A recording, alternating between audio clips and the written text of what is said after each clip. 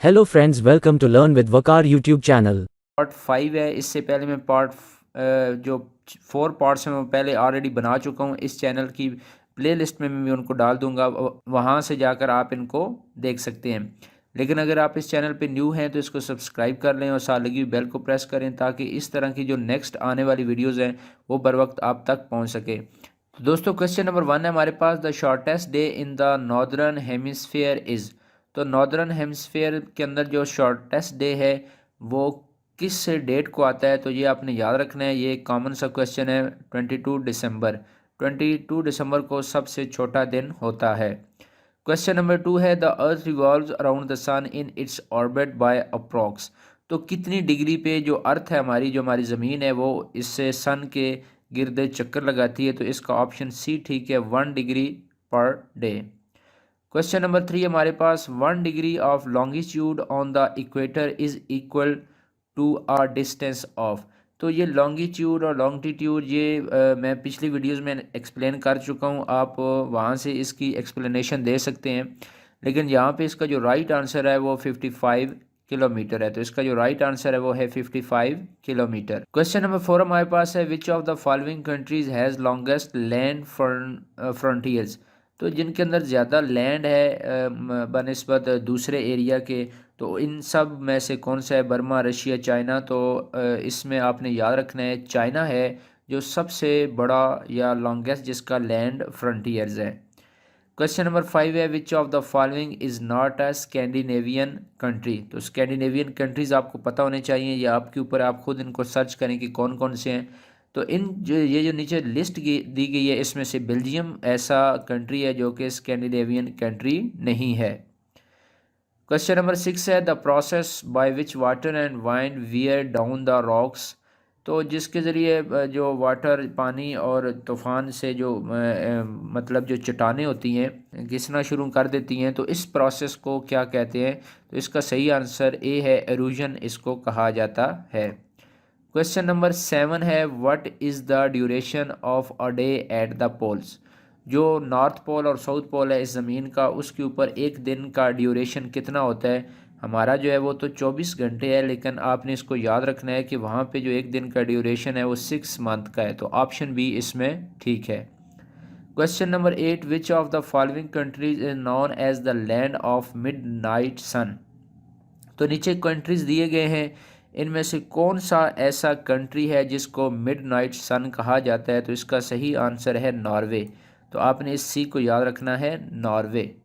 Question number 9 हमारे पास, Asia accounts for nearly dash percent of world population. तो हमारा जो एशिया कॉन्टिनेंट है इसका कितनी आबादी है, परसेंटेज उसकी कितनी है जो कि पूरी दुनिया की आबादी है उसके मुकाबले में? तो इसका सही आंसर है 60। तो दुनिया की कुल आबादी का 60% एशिया के अंदर रहता है। The longest river is located in. तो जो सबसे लंबा दरिया है वो कहाँ पाया जाता है? तो इसका सही आंसर बी है, अफ्रीका। अफ्रीका के अंदर सबसे लंबा जो दरिया है वो पाया जाता है। Question number 11, the land mass of which of the following continent is the least. तो लैंड मास कौन से कंट्री की सबसे कम है? तो ये लैंड मास आपने अगर उर्दू में पढ़ा है तो हम सतह मुर्तफ़ा कुछ इस तरह का पढ़ते रहे हैं। तो जो एक ख़ास किस्म की शेप का एक ज़मीन के ऊपर एक ढलवान सी बनी होती है, तो इसमें पूछा गया है कि वो किस कॉन्टिनेंट के अंदर है सबसे छोटा। तो इसका जो सही आंसर है हमारे पास वो सी है, ऑस्ट्रेलिया। ऑस्ट्रेलिया। क्वेश्चन नंबर 12, आ नॉटिकल माइल। अच्छा, ये नॉटिकल माइल एक यूनिट है, जिस तरह केजी है, उसके अलावा मीटर्स हैं, तो ये भी नॉटिकल एक माइल एक यूनिट है। तो ये किसके इक्वल होता है? तो इसका जो सही आंसर है हमारे पास वो है डी, 1853 या 1853 ये मीटर के इक्वल होता है। क्वेश्चन नंबर 13 है, विच of the following crops needs maximum water bye hectare. तो ये कौन सी क्रॉप्स है, नीचे ये डिफरेंट दी गई हैं, इनमें से कौन सी ऐसी फसल है जिसको ज़्यादा पानी की ज़रूरत होती है? तो ये शुगर कैन जो गन्ना है इसको सबसे ज़्यादा पानी की ज़रूरत होती है। क्वेश्चन नंबर 14 है, the polar diameter of the earth is shorter than the equatorial diameter by. तो ये कितना उससे पोलर डायमीटर इक्वेटोरियल डायमीटर से कम होता है। तो इसका जो सही आंसर है वो है सी 43 किलोमीटर। क्वेश्चन नंबर 15 हमारे पास, the earth rotates on it axis from.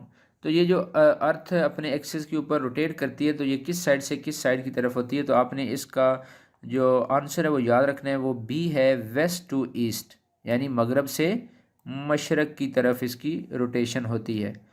The latitude of the equator is. तो जो लैटिट्यूड होता है इक्वेटर के ऊपर वो कितनी डिग्री पे होता है। तो याद रखना है ये 0 डिग्री पे होता है। क्वेश्चन नंबर 17 है, the percentage of oxygen in atmospheric air is approximately. तो ये बड़ा सिंपल सा और बड़ा कॉमन क्वेश्चन है कि एग्ज़ाम में आ चुका है। ऑक्सीजन की कितनी परसेंटेज है जो हमारा एटमॉस्फेयर है उसके अंदर। तो ये 21% इसकी परसेंटेज है। The frozen continent around the south pole is. तो ये भी बड़ा सिंपल सा क्वेश्चन है। जो फ्रोज़न यानी जमा हुआ कॉन्टिनेंट कौन सा है। तो ये अंटार्कटिका है। इसको तो आपने याद रखना है। विच of the following countries is not land locked. अब लैंड लॉक्ड का मतलब होता है कि जो हर साइड से लैंड से कवर्ड है, मतलब उसके साथ कोई जो सी है यानी कोई समंदर नहीं लगता, वो चारों साइडों से या हर साइड से उसको लैंड ने घेरा हुआ है। तो ये जो नीचे लिस्ट है इसमें से वो कौन सा कंट्री है। तो ये बर्मा ऐसा कंट्री है कि जिसको हम लैंड लॉक्ड कहें। जो लैंड लॉक्ड नहीं है, बाकी सारे लैंड लॉक्ड हैं। सॉरी, ये देखें, is not land locked. Afghanistan, Nepal, ये सारे लैंड लॉक्ड हैं, लेकिन बर्मा जो है वो नहीं है। विच of the following term is not connected with the study of climate. तो ये क्लाइमेट की स्टडीज़ के अंदर कौन सा ऐसा पॉइंट है जो नहीं आता। ये ड्यू, हाइड्रो, सनस्क्रीन, ये सारी चीज़ें आती हैं, लेकिन फ्लैश पॉइंट का इस यहाँ कोई तलक नहीं है। ये इररेलेवेंट एक ऑप्शन है, तो यही इसका सही ऑप्शन है। क्वेश्चन नंबर 21 है, सिरस क्लाउड्स आर। ये सिरस क्लाउड्स, ये लोअर जो क्लाउड्स होते हैं उनको कहा जाता है। The soil which is maximum of sand, clay and silt is known as. जहाँ पे ज़्यादा जो सैंड या मट्टी होती है उस लैंड को क्या कहा जाता है। तो उस लैंड का ऑप्शन ये ए ठीक है, लोमी सॉइल उसको बोला जाता है। Question number 23, which is the least populated continent of the world.